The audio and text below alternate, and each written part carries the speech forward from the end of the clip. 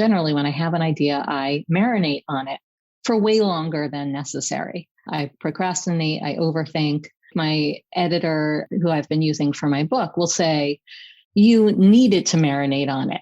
It didn't feel good during the time because I stressed and stressed for like a year. She's like, it might not have felt good. Maybe you didn't need to put all that anxiety into it, but this is your style. You are a late bloomer. Things take a while to come to fruition with you, and you need that time to marinate. And I'm just going to accept that about myself rather than think I can turn into somebody else.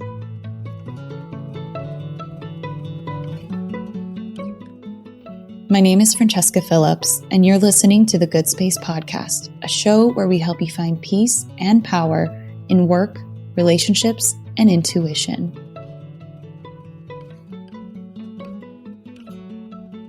All right, welcome to the Good Space Podcast. Today we have a very special guest, someone that I am the biggest fan of. She is a wonderful, wonderful person. I followed her for many years now, and to have her on the show is nothing short of just like exciting. I can't even believe this is happening.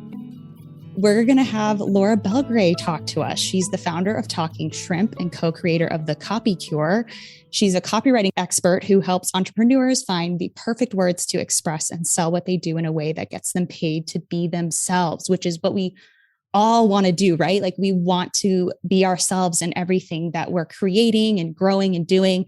And through her work with hundreds of clients, including online biggies like Marie Forleo and Amy Porterfield, she's seen firsthand that putting you into your copy and all through your business is pure magic for getting people to love you up, share your ideas, and happily click your buy button. And let me tell you, Laura is like the expert of really having personality, showing who she is, and basically getting people to do exactly that. I am one of those people. So in addition to online types, Laura's list of clients and credits include NBC, Bravo, HBO, TBS, Fandango, and many, many more. So if you watch TV and don't skip the commercials, you've probably seen her words on air. So Laura, thank you so much for being here today. Oh, thank you so much for having me. And by the way, I just updated, like since you saw it and pasted it into your notes, just updated my bio. I was like, oh, I didn't mention my book in there. So that would come at the end somewhere. Her first book, Tough Titties, comes out in June 2023. So via Hachette. Yes. So that's my addendum. Cannot wait. Cannot wait. It's going to be incredible. We're definitely going to talk about that for sure. And random question, but did you write the words for Stick Stickly? I did not, but I was very close with people who did and who produced Stick Stickly and who met their spouse on the set of Stick Stickly and all that. I don't know why I thought that you had, like, you might've mentioned it in one of your emails. And I was like, oh my gosh. But a lot of the Nickelodeon spots that you mentioned, I was like, I saw those. Like, I know exactly what you're talking about. Oh, I love that. Well, you know what I have done, what someone else you would know, is I have written scripts for Mr. SpongeBob SquarePants. Oh my gosh. And his good friend, Patrick Starfish. And not for TV, not that aired on TV. These were secret, like top secret corporate spots for the president of Viacom's birthday, for fundraisers for Malia Obama's birthday, with Pharrell as a guest. So I did little spots with SpongeBob. That is so cool. And obviously you've done like many other cool things as well. And so that's what's actually amazing about your story is that, you know, you started in that space and then you worked on copywriting for clients. But then since then, you very successfully shifted to selling courses, running mastermind, promoting affiliate programs, writing a book now. And you just told me too that you are going to start a podcast and like, you know, your email list is thriving. So first of all, how did you get to that point? Because I feel like that's like a lot of, not a lot of pivots, but like you've guided yourself very well. I'm just curious how that all happened. Thank you. It wasn't all like just seamless and magic. You know, people talk a lot about alignment. And as soon as I was aligned with my values, everything fell into place and I knew the direction to take and it was my compass. It was never like that for me. I have like purchased sessions with plenty of coaches over the years or asked my friends, like, what am I about? What should I do? What should my business be about? What is my one thing? And I was never really able to nail it down. So that was something that was a struggle for me. So I was in promos, and I worked in promos for a couple of decades, I guess a decade and a half before I started my business, Talking Shrimp, which sort of started by accident. I built the site really just to host my TV reel and get more TV clients. But it ended up attracting entrepreneurs, private clients, and people like that. And so did being associated with Marie Forleo. I gave her a testimonial. People found me through that. And I spoke at her first live event, which was called Rich, Happy, and Hot Live in the Soho House Library, like 50 people. And people started coming up to me and saying, can you help with my website? And I didn't really know anything about direct response copy or online copy, except I just knew that I could write it better than most people could for themselves, because I knew how to write conversationally and I knew how to make it fun and compelling and put in personality. So I would say yes to them. And that's how that business started building. And I also started writing a blog, which was my new creative outlet, because I loved working in TV. Like, TV promos were a dream job for a long time. I always wanted to get paid to watch TV in some form. I would love it if people just sent me a check after I finished a bunch of episodes, if that hasn't happened yet. But I was struggling with it towards after a number of years, because I felt like I'm not writing anything in my voice. I'm writing in the network's voice, and I'm writing these spots for the network. I should be writing a TV show, or I should be writing a screenplay. I took a few really weak stabs at that. I took a screenwriting class twice or three times and never wrote the screenplay.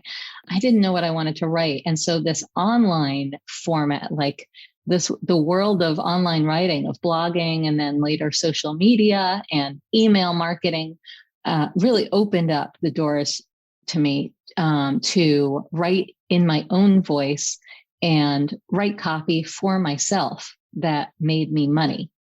So that's been an evolution. And after years of, I guess it was after about 10 years of having private clients, I decided I wanted to phase them out. I knew that I could write copy that made me money instead of writing other people's copy, because I had been writing emails and occasionally selling other people's courses in them.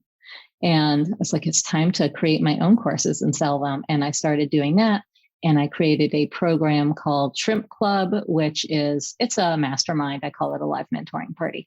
But I knew that I wanted my job to be writing my emails. I wanted to somehow get paid just for that, and for helping people on the fly, answering questions on the fly, helping them with their copy if necessary, or their businesses on the fly, on the spot, no homework. I'm very invested in creating a hashtag no homework life. I hate homework. I hate having things hanging over my head. So that was the pivot that I needed. I didn't anticipate that I was going to make that leap and cut off client work and go from almost all my income coming from clients to all my income coming from my own courses and affiliate sales and Shrimp Club. But that's what happened. I just kind of took the leap and did it, and ended up I always wanted to make more money. I mean, I had a ceiling because I only have so much bandwidth. Even though I was charging sticker shock prices, like $14.50 an hour, that's $1,450 an hour to help private clients. And people were calculating, well, then you must be making millions of dollars, or at least $1 million. I was like, no, because I can't work with clients all day long. I can do like 1 or 2 a day. And I didn't even want to work on Mondays and Fridays. I didn't want to take any appointments on Mondays and Fridays. And then I was like, what if I didn't take appointments on Tuesdays and Thursdays? And then I was like, oh no, it's Wednesday. All my clients are on Wednesday. And I was like, I guess this means I don't really want to do client work anymore. And that's when I made the switch. Wow, that's incredible. And obviously I know, like you said, it didn't happen like as seamlessly or effortlessly as one would think. But to me, it's incredible how, first of all, you knew what you wanted. You weren't afraid to at least try it or go after it. I'm sure there was fear wrapped up at some part of the process, But when it comes to writing in your voice, like I know you mentioned a few times, like you wanted to write how you sounded and you wanted to like make a business doing stuff that you liked. I mean, was it hard to do that at first? Cause like, I feel like you see so many like sales emails or people, they all kind of sound the same and there's not really a unique voice, but with your emails, it's you. Like, I feel like I can hear Laura. That's her. It's a unique voice. Even when I took the copy cure years ago, I would play the videos and my husband wouldn't even be seeing anything. But when he heard your videos, he would die laughing. He's like, who is this person? I'm like, that's Laura Belgray. And so he just loved, we both laugh all the time at your posts and stuff. So how does one get to that point where you sound like you and you don't just sound like every other person on email out there? Yeah, I think that I was lucky not to study sales copy, not to study that kind of copywriting before I started doing it, because I probably would have had that disconnect of like, I sound like myself when I just tell stories, but then I don't sound like myself when I sell something. I would probably have used the, formulas and templates and power words that are suggested when you study sales copy. And instead, I came from a background of just writing something that's entertaining and makes people feel included in kind of an insider culture. For instance, like at Nick at Night, they offered the same exact thing that you could see on, say, TBS, Leave It to Beaver and whatever, what have you, The Odd Couple, et cetera, all the classic TV shows. And Nick at Night made themselves the place for classic, the home of classic TV, by doing fun jokes about it, making observations about the TV shows. They had an ongoing campaign called Your Television Heritage, and it was in like sort of a mock curatorial museum voice, like, it's about the Partridge Family, like it's the Reuben hair shift, and you would see how Reuben's like toupee went up and down when he wiggled his eyebrows, and it's part of our television heritage. So they used personality to create this insider culture around what they offered. So people would say, no, I want to watch it on Nick at Night, instead of on TBS, because I vibe with Nick at Night. They get me. They appreciate that. That is the home of classic TV. So I kind of applied that same principle, not really thinking about it, but it's what I've always done, is created, I would say, an insider culture around myself.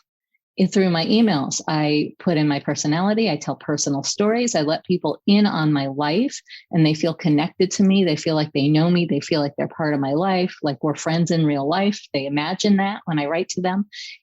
And I segued from that into selling. So I just use those personal stories to sell things. So I'd say the first thing I ever started selling in my emails was B School, Marie Forleo's B School, as an affiliate. I was never like, oh, I want to be an affiliate for something. I didn't really even know what that was.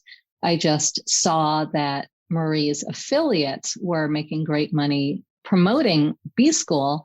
And it was a product that I had and knew and had gone through and thought was really great. And I knew I could talk about it. So I was like, oh, I want to be an affiliate. So I became one and made sure to tell a story in every email. I never said, B School is coming. I never just said, and this is an effective way to sell, but it just feels jarring to me. I didn't switch from telling personal stories to saying, B School is here. It is the program that teaches modern marketing, and you will learn how to. I would put out emails like 5 infuriating facts about my friend, and it would be 5 things that drove me nuts about Marie, like her discipline and her body and her thick, glorious hair and her truthfulness, all those things. I'm like, but here's the good news, is that you don't have to be a Marie to succeed in business. I'm very much a non-Marie, and B School helped even me, like someone who's the opposite and whose hair just makes a thin ponytail, if that, can make it in business using B School. So it always connects something to a personal story and draw people in, whether or not they were interested in the product. So it didn't feel like, now I am selling. Yeah, exactly. And I was going to say, I feel like there's a lot of seriousness and like a pressure among people to like sound serious and like whatever. So how would you recommend that someone, even if it's not just business, but just in general, like in anything they're doing, like, is there any advice you would give on showing up as you confidently and not being afraid to be your unique self?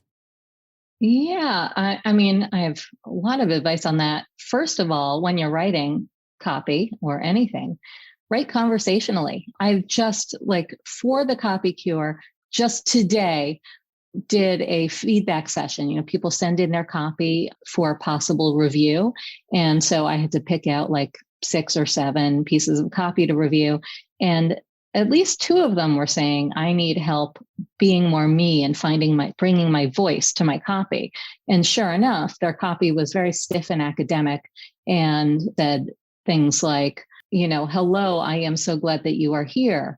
Like the system you are using cannot work the way you are currently using it. Instead of saying like the system you're using, it's garbage. It's not going to work the way you're using it. Like so using contractions, your right pinky, if you touch type, will hit the one keystroke you need to make your copy more conversational, and that is the apostrophe. So get used to using it and read your stuff out loud and see, like, is this one of the things that I said to the people who submitted their copy is read this out loud or speak it out loud as you write it or before you write it and say, like, how would I say this to a friend? So none of this, this all sounds like if you started reciting this, which is like in pure academic essay form, to a friend, they would be like, what happened? What's going on? Are you in a trance? Has your mind been sucked out by aliens? What is happening? Because it doesn't sound like a person. It sounds like an academic lecture, one that people would walk out of because it's so stiff and formal. So put yourself into it, make it sound like you're talking to a friend, and put in your own personal, concrete details. For instance, instead of saying, I had a photographer whose copy was talking about how she comes to the house, and she was like, the home is where we are most natural at our most authentic selves, the children in their most comfortable environment, et cetera. I'm like, what details can you put into this? How about, the rooms where, Legos are all over the floor, or the teenagers are having their deep, meaningful conversations. These are the moments that I capture. So using those very concrete details and thinking, I like to call it the Steven Spielberg test. So if you handed this copy to a director, would they have any idea what kind of a scene to direct, what kind of a scene to put together? What are we seeing? Or if you handed it to an illustrator, what would they draw? And if you can't answer that, then you need to put in more personal, concrete details. It's so great. I love that piece of advice. So thank you for that. Do you still ever doubt yourself? Sure. Like, given all the success that you've had? Oh my gosh. Sure. Like every day. I am really prone to comparisonitis. So, and whenever I mean, social media it's a blessing and such a curse for me. I don't know that my business would have succeeded this way without it. But when I scroll through there, all I see is like, this person and that person who started way after me and is now making, $4 million in a week in their launch and doing all the things they're supposed to. And I don't do all the things I'm supposed to because I don't want to. And so I doubt myself all the time, or have to remind myself, it's fine to repeat yourself, and it's fine to repeat yourself. I tell people this all the time, but I have to remind myself too. I'm like, oh, one person in the audience will have heard this talk. Should I do a new talk? It's just like we do, like, oh no, so-and-so already saw this outfit. I can't wear it to the party. And I'm like, that's ridiculous. So yes, I doubt myself on a regular basis. And writing my book brought up so much self-doubt, and still does. I'm in edits right now. And I mean, when I read things that I love, I'm like, everybody's a better writer than I am. Everybody. That's how I feel when I read stuff. And I also think about like, oh my gosh, that person is so connected. I have no connections in the literary world. And how am I ever going to sell this book if I can't get like David Sedaris to notice me and blurb it, which he's not going to, but, things like that. That's just unreal to me because I see like what you do and how good you are. And I'm like, there's just no way. Like you're someone that I look to as like the goalpost of like, okay, be as good as Laura Belgray. So that's incredible. But I know that book writing is like, it's a whole other thing, right? So I know you said you dabbled in screenwriting or you wanted to. So what was it that like made you land on, okay, I'm writing this book. This is what's happening. Like what made me choose to write a book of all forms, for my creativity. And so it's one of the things that I've always wanted to do. And I feel like my best work is on the page. Although I am a natural at dialogue and I really enjoy writing dialogue, but I feel less great at constructing a story. Like in arc, thinking of like what could happen next, what kind of, like when I watch a great show, like the kind of show that I wish I'd written, like say I just finished Ozark, I'm always like, how did they come up with another season? I cannot imagine for the life of me where this is going to go, how they think up these plots. Or even watching something like Girls, which I could, I would think I'd be able to write because it's about, life as a 20-something in New York City. Still, I'm like, wow, how did they come up with these plot lines? How did they come up with these characters? So I don't feel it's probably because I've never practiced it, but I don't feel as equipped to write those forms. Whereas book, prose on the page, telling stories on the page, I know how to do that. And yet a book is still a whole other animal when you compare it to writing emails and writing blog posts and things that do not have to connect from my email today can have nothing to do with my email tomorrow and nobody will be mad. It's a really interesting way to look at it. Well, what are you hoping your book will change for readers or like impress upon your readers? Like, is there that kind of like vision with that or? I hope that they will find relief. And obviously I hope they'll laugh and I hope they'll be really excited to get back to the book. Like if they take it on vacation, I can't wait to go back to my hotel and read the book. So I want it to be compelling.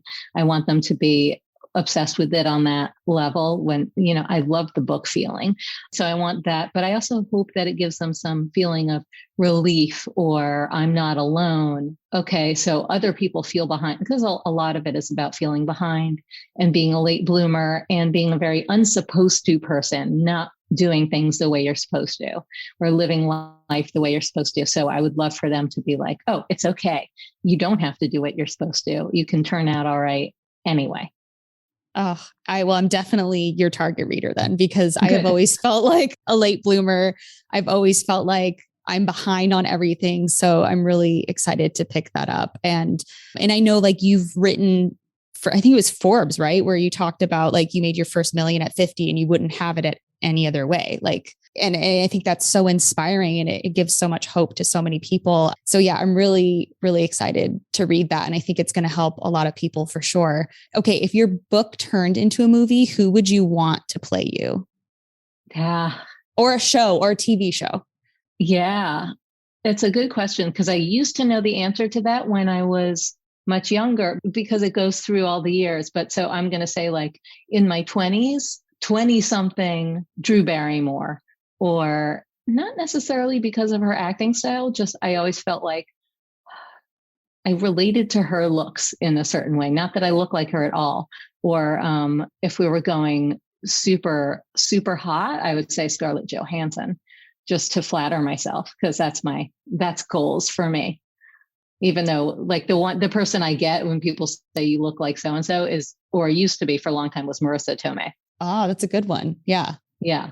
So I don't really know who would play me. It goes from age 11 to age 50, pretty much. Wow. That's amazing. So, wow. That's incredible. Well, going back to what you said about, feeling behind, I know before we started recording this interview, you mentioned that you're a marinater. And can you explain that a little bit? Because I really liked how you described it. Yeah. So we were having a little chit chat about being woo adjacent and birth charts and that kind of stuff. And I was like, I actually am kind of into those. I don't agree with everything, and I don't agree with everything about my birth sign or my, which is Scorpio, but some of it. And then I had my human design reading, and it turned out that I was a generator, and I knew I wasn't going. I was like, I'm really going to disagree with this if I come up like manifester or manifesting generator, because those are the people I know who fall in that category are all like super action takers. They have an idea, and then the next day it's a course and it's already got a sales page and they're doing a webinar, if we're talking about in this space. Or, serial entrepreneurs who are like, I'm coming out with a new product, I'm scrapping the business and doing something else. Not me at all. I am someone who reacts and responds to other people.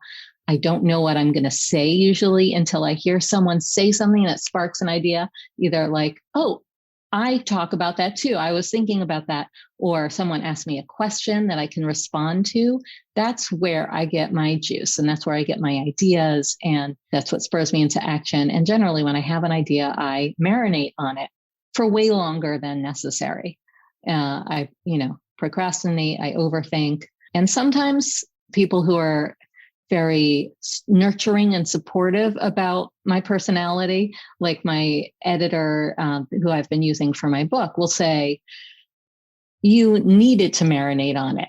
It didn't feel good during the time because I stressed for like a year. She's like, it might not have felt good. Maybe you didn't need to put all that anxiety into it, but this is your style. You are a late bloomer. Things take a while to come to fruition with you, and you need that time to marinate. And so I'm just going to accept that about myself rather than think I can turn into somebody else. And it's cool because I feel like so many people think that they have to be this like box type entrepreneur where it's like they are the ones that do it right away and create a bunch of things. Mm-hmm. And like that stresses me out too. Mm-hmm. And I often think, oh, if I'm not like that, then I can't be successful. And so right. It's cool to see that there's different flavors and different ways. And regardless of like your tendencies or the things that align with you more, you can still do what you're meant to do and do it well, which I feel like you've done well. So hopefully, people listening can take something from that. I'm a slow cooking roast.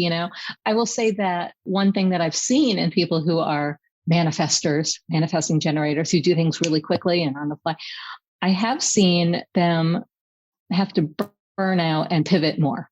Like they just flame out. They're like, okay, done with that. Now I don't know who I am anymore. So things start really quickly with them, and then they come to a screeching halt, and they're like, ugh, this no longer makes me feel good. Now I have to go back to the drawing board. So there's a downside to it too. For sure. That's a really, really good point. Well, that's really neat. So do you talk a lot about those tendencies and like those kind of experiences in your book? What can I expect? Is it like, okay, from 11 to 15, it's just like stories that are really fun and interesting, or like, I want to know the flow. Okay. So the flow, it starts with me kind of hate stalking my 6th grade bully on Facebook. And it's called Bullies Are Basic. And just me saying, like, people ask whenever I tell people what this person did to me, they're like, whatever happened to this butt munch? And I'm like, well, I'll tell you from what I know from our activity online, she turned out to be incredibly basic. And it's just all I see of her is her liking major retailers. So it also talks about what she did to me and, me being a weirdo in 6th grade, and it talks about the effects that has had on my life and being afraid to be disliked and all that. And I tell all kinds of stories from from the awkward years of like literally being late to the party at Studio 54, going there after it was cool and trying to get in and having a disastrous night there. And then gets into the adult years of coming out of college and everybody else getting jobs right away, knowing what they wanted to do, or taking corporate jobs and making money, while I was just a bartender and bar hoe for a good year there before I found any job that didn't involve slinging drinks, and then finding my way through my career at all different stages and pretty much always feeling like I was behind at every stage of it. like there were times when I got dream jobs and I was like, I'm on my way. But then I would be complacent and not move on the way everyone else did. Everyone else was working on their resumes and I was like letting the building burn around me. And then also relationships and delaying decisions to have kids, to be marriage material by dating the wrong people and putting off adulting in all different ways. It's so interesting. And I hope you don't mind if we touch on this, but I know that you've decided to not have kids and it can be a very polarizing thing for some reason. I mean, it's to me, I'm like, if that's your choice, that's your choice. But how did you finally realize this is what I want to do and I'm not looking back? It was really tough because there, for a long time, like in my 20s, I just assumed I would have them and that one day it would hit me wanting them and I would be ready. Like by the time my mother had me, by the age she had me at 32, I would be ready. Then I would be with the right person and feel like I wanted kids. That didn't happen. In my 30s, it was just a slog of wanting to want them and wondering, what if I don't have them? And is there any way to be happy as I get older? If I don't have them, I didn't see any role models. It's something that's not given any airtime. You don't see on the cover of Us Weekly, like, joy for Jennifer Aniston. She still doesn't have kids. It's the heartbreak of Jen and still no kids for Jen. And like always celebrities are having babies and they're over the moon, but we never see the celebrities who don't have babies and are over the moon about that. So I was looking for role models, didn't find any. And really the only way I came to any conclusion, I mean, I even joined a self-help cult for a while. That was totally not the place for me, trying to make that decision. That was part of what I was looking for and didn't come to any conclusions. And it was finally because my husband and I had a conversation about it where I was like, are you sure that if we don't have kids, you'll be okay? Like, you'll be happy with that? Because he didn't feel one way or the other and wanted me to feel one way or the other. And he said, yeah, we'll be fine. And that's when I was like, okay, I'm not having kids. That's when I was able to say it. And my life changed in that moment because being on the fence is awful. And wondering if you should hurry up and start trying is awful, or wondering if you're going to find the right person in time, or all of those things is awful. And also people trying to convince you to have kids because you're on the fence and they can tell. That is awful. So I stopped trailing off with my response. When people would say like, do you have kids or are you having kids? I'd be like, no. Well, but, just kind of trail off. And that would be where they jumped in. It was like, you should have them. Don't forget to have kids. It's so lovely. Or people would say like, once you're a mommy, your writing's really going to ratchet up and change. I was like, but I don't know if I'm going to be a mommy. That offended me so much. And once I stopped trailing off and then people would say like, do you have kids? No. Do you? That's when it stopped. That's when the wondering stopped and the input stopped. And that was great. Thank you for sharing that, because I feel like that's probably one part of all the other parts of your life where you're like, oh, I'm either behind or I'm a little different, or like you're like trying to find your place and your footing. So like, what was it that just changed it for you where you're like, it's okay that my timeline's different. It's okay that my choices are the choices that they are. Like, was there one moment, or was it just with time, you're just tired of like putting that judgment on yourself? Like, how did you get to that point? I think that because my career started to take shape at a certain point, and even though there are plenty of markers that I don't hit, I've told you about my comparisonitis, and there are other people who move so much faster. I think that when I started to see results, like making really good money from my writing and all that kind of stuff, I felt less behind. I felt like, okay, this is happening for me later than it happens for a lot of people, but that's okay. I mean, I didn't not enjoy the rest of my life. It hasn't been, me sitting in prison until this moment. I've still been living and enjoying it. I guess that's basically what it is. And the less I compare myself to other people, the better I am. It's really irrelevant I have to remind myself that, like, where somebody else is irrelevant. It doesn't mean that I have less money to spend. It doesn't mean that I'm affecting fewer people and helping fewer people. So it really is irrelevant. I have to remind myself that all the time. I was also wondering with that, like, oh, what was the question? I just like, it like went out my brain because I was like really soaking in what you were saying. Yeah, I think that's really, really, really good advice. Oh, this is what it was. Okay. So do you think there would have been a point where you're like, okay, if this doesn't pan out in like X years, I'm just going to like do something else? Or is it more like this will happen eventually? I don't know. I feel like a lot of people think things are supposed to happen sooner than they actually are. I don't know if that's correct or if you feel that way. So do you think it's more like most of the time we don't give ourselves enough time to grow into or develop the kind of lives we want? Or like at what point do you feel like, I don't know. I don't know if that makes sense. It does. I mean, I think really very few people live their life and do things at the pace that they expected of themselves. And I think a lot of people feel behind and compare themselves to the people who are speediest and most productive and seem to have it all together. And usually that's an illusion anyway. But I don't think that there was never a time when I was like, okay, this might not pan out, because for sure there were times when I was like, I don't know if I'll ever make the kind of money I want to make, which is a lot. I want to make a lot of money. And I didn't have a clear path forward unless I followed everybody else's path. And it just didn't appeal to me. In the online space, that is doing lots of ads to a webinar or now a free challenge and hiring a big team and having all these things in place and having a huge mega course.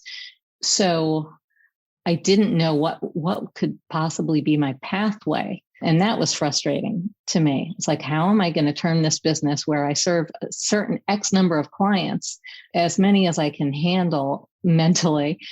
How am I going to turn it into something that is, I guess, scalable? How am I going to turn it into something that makes me the bajillions that I've been reading about? And at the very beginning, I did things like I would buy the most ridiculous courses, like one on creating niche sites online. And I bought all these URLs on GoDaddy. I was such a domain addict. Things like I bought everything with like TV.com. So it would be like eatdrinktv.com or paninipresstv.com, because paninipress.com was taken. And I was like, I will make a niche site about, I really love sandwiches. I love pressed sandwiches. So I can just create a set it and forget it site that brings in money while I sleep. And I don't think I even really tried. I bought the URL and I was like, what was I thinking? I'm not going to do this.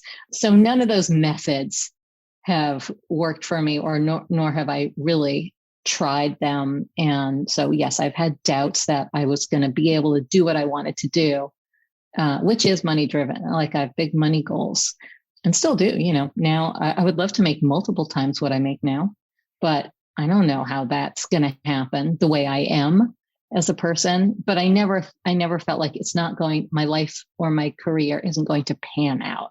I didn't feel like that. Just felt like, I don't know how I'm going to hit the goals, the vague goals I have. I don't write them down. I don't say like this year I want to make X amount. It's just like, wouldn't that be nice? It's so cool because you actually have hit some really big goals. So that's so funny to hear. You don't like write them down. You just do it, but on your own timeline and in your own way. So that's really, really inspiring. Okay. So I wanted to end by talking about something that's kind of random, but also kind of not. So I know a lot of your stories center around New York City and like the hilarious things that happen, or like, your husband opening a restaurant in the Hamptons and like everything that goes with that. So I'm so curious, like, what do you like the most about New York City and what do you like the least about it? I'll start with what I like the least, because that came to my mind first. That is all the goddamn people. Like it's just so many people sometimes. And I go out on the street and I should have gone out earlier. I should have gone out, early in the morning, because that's when no one's on the street. And I'm like, who are all these people? And it drives me crazy that everybody especially on a nice day, like in spring, summer, everyone has the same idea at once. Everybody wants the same thing at once, like lines for brunch. those things drive me crazy. And my favorite thing about it, I mean, I just everything. Like I was raised here. I cannot, although I have lived now in what you might call the country. So we bought a place in Sag Harbor and we're there solidly without coming back to the city during the most intense part of COVID. So I was like, oh, I guess I can live in the country for a bit, but I'm such a city girl. I need commerce around me. I guess I need noise, though I don't mind quiet, but I'm used to noise. I'm used to things happening. I'm used to eavesdropping on people on the street. If I take a walk with my husband, he wants to walk on the beautiful residential blocks, and he wants to go to the Upper East Side, where it's just quiet and rich. And everyone is wearing Todd's loafers or driving shoes. And I want to walk past stores, and I want to walk past restaurants and cafes, the things where he's like, ugh, people. I'm like, yes, people. Like, I like to see them. I just don't like them when they're in my way. I love that. We actually live on the Upper East Side, and you're very right. It's very quiet compared to other areas of the city. And oh my gosh, we're in Zurich right now, but I remember after being here for a bit because of my husband's work, once we go back to New York, the 5 F-bombs that I hear within 2 blocks, the guy making a deal, with his hedge fund and screaming it loudly, the Yes. woman that's fighting with her friend or her mom, you basically get in everybody's business. That is actually pretty fun and pretty funny. That is my favorite thing. It's it is the real downside of wearing AirPods in my ears all the time, because I love listening to podcasts when I go out for a walk. But when I take them out, I'm like, oh my gosh, I've been missing all the good conversations. No, seriously. And do you follow What is New York? Yes, I do. Okay. I love that one. Yes. I actually, one of my videos made it on their page, and I'm like, I feel like a true New Yorker right now. One of my videos. That's incredible. What is it? So I can look for it later. Sure. Yeah. It was the day after Christmas, and a guy was in a Santa suit across from the Bethesda fountain playing the accordion, and it was the Chicken Dance song. Oh my God. Amazing. And he was just sitting there by himself, or it actually might've been Christmas morning. I don't know, but it was the most random thing. And yeah, it was great. Okay. And if you didn't live in New York City, where do you think you could bear living or choose living other than New York City? It would be in another city. It would be London Paris is incredible. And I was there in November, but I don't speak French, at least certainly not well enough for anyone to speak back to me in French. That's always yes, I speak English. What would you like? So I think another city, but I definitely tempted, a little envious when I see a friend moved to Costa Rica and is living there, but I couldn't live there for very long. I love the beach, but I need commerce. I need bookstores. I need better restaurants. I need things to buy. For sure. I think I definitely agree with you on that.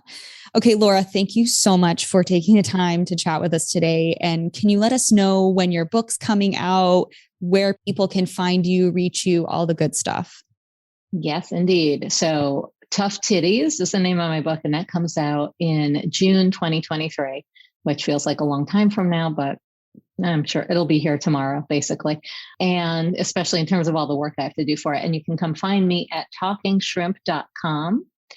And on Instagram, if you're loving this podcast, tag both of us, please. You can tag me at Talking Shrimp NYC. And definitely come over to my site and grab the freebies, sign up for my email list, especially if you're interested in online business or copy or writing emails that sell or just that get opened and read by people. Thank you. And trust me, her freebies and emails are amazing, and her programs. I mean, I have almost everything that you offer, and it's worth it. And you're incredible. So thank you. Thank you so much. Thank you. Now it's time for an affirmation. I am limitless by nature and attract abundance to me every day.